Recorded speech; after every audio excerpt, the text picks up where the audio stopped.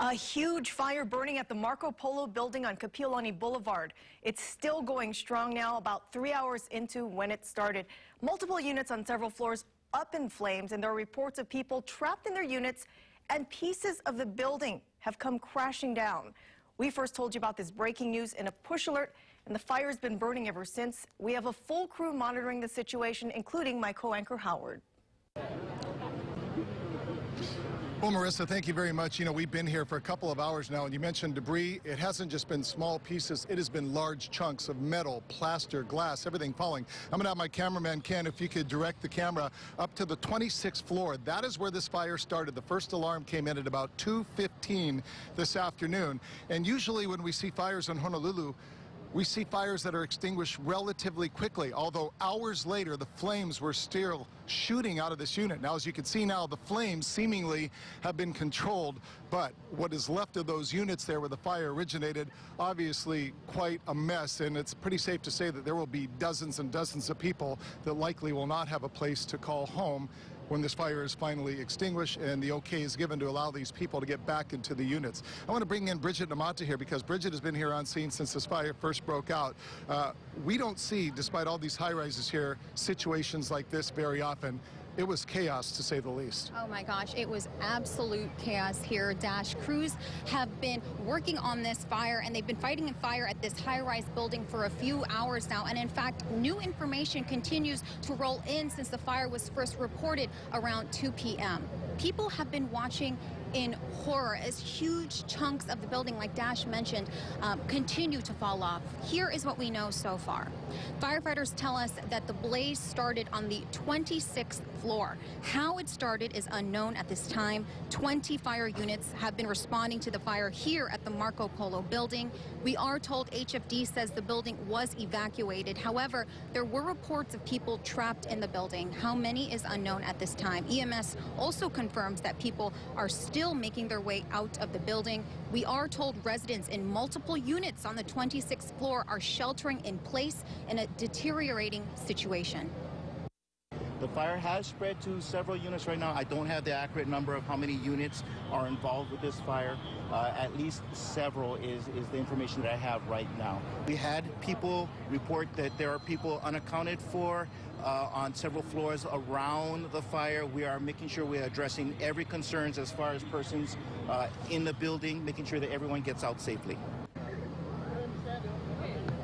EMS here on the scene treating several residents for smoke inhalation. We noticed many were elderly residents in wheelchairs. In fact, just an hour ago, emergency crews took one woman away in an ambulance heavily covered in black soot. She was accompanied by a distressed family member. And this is all preliminary information that we know. New information continues to roll in, and we will keep you updated. And what's most distressing, what I've been hearing a lot from residents, Dash, is that there is no sprinkler system in the building. Of course, this building, Bridget, thank you very much. This building was built in 1971, which was before these buildings were required to have sprinkler systems. In a few minutes from now, we're going to talk to retired fire captain Richard Sue. We'll get into the issue of sprinklers a little bit more. Right now, I want to bring in Elisa Arevalo. We talked about some of the people. We look around, and there's people that are residents of this building breathing oxygen right now, and you had a chance to talk to some of the witnesses and some of the residents. Yes, Howard. So people have been standing out here on the sidewalk for hours just watching this. There's hundreds of people. Many of those people are residents. They are nervously watching because that's their home up there that's burning right now. Fire officials and police have been moving us back because, like they mentioned earlier, there has been so much debris that's been falling. People have been taking videos, taking pictures, and then when that happens, they just gasp because they say it's like something out of a movie. They can't believe they're seeing it here right now. Now, just a few minutes ago, right before we went on air, I spoke with a man who said his mother is still inside. She's on the 22nd floor. He did say she's okay as far as he knows, but obviously he is very worried, hoping she gets out of here okay. Some other people we spoke with, a woman tells me she lives on the 24th floor. That's just 2 floors below where the fire is believed to have originated. She said she heard someone yelling for help, and she looked up. She saw smoke billowing out. We spoke with another woman. She says she was walking home toward her building and noticed smoke. She got in touch with a neighbor who told her what was going on. It's history. And you, this is your home. This is my home. Are you worried about your... I'm just praying every second. Put out the fire. And this lady's voice screeched, I'm kidding you. I'm like trembling. And she's like, help me, help me. And I couldn't see her because the smoke was so dark. And all of a sudden, the wind shifts and you see this lady, she's standing inside the lanai. She's not standing over the edge or anything. And she's holding on, she's like, help me, help me.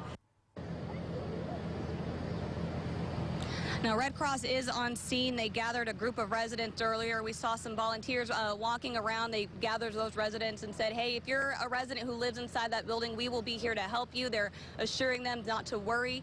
I overheard one of the volunteers say that the Red Cross is equipped to take in over 800 people tonight if necessary. So, Howard, it's a very scary situation out here for all these residents. We're hoping that, you know, their belongings, most of these people are okay and that everyone for sure gets out okay.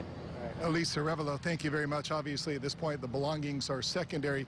The biggest concern are for the people that call this place home. Again, 580-plus units. If you figure 2, maybe 3 people per unit, you're talking well over 1,000 people that may be calling the Marco Polo home as we're going to go up there and take one more look. Just to give you an idea of the magnitude of this fire, it's a 5-alarm fire. For every alarm, that is 2 engines and a ladder. So that means we have 5 ladder companies, 10 engines. That's probably a third to half of the entire resources of the island of Oahu right now. And as we maybe kind of take a look down over to the right, we talk about some of the residents that have been bringing out. There's a gentleman right there sitting below the tree breathing oxygen. Right behind the tree, EMTs, paramedics, are treating to another woman that they just carried over moments ago in the stretcher. And you see 2 gentlemen with another elderly woman right there walking with a cane. So a very dramatic situation that continues to unfold here at the Marco Polo building on Kapiolani Boulevard. And obviously this situation is many, many hours, many, many days and weeks before things will return to normal. Lots of people will be displaced. We're going to come back here and we're going to have an interview with former police, or rather fire captain Richard Su. In the meantime, I want to send it back to Marissa Yamane in the studio. Marissa. Thank you, Howard. And let's go now to Straub Hospital. Manolo Morales standing by. Manolo.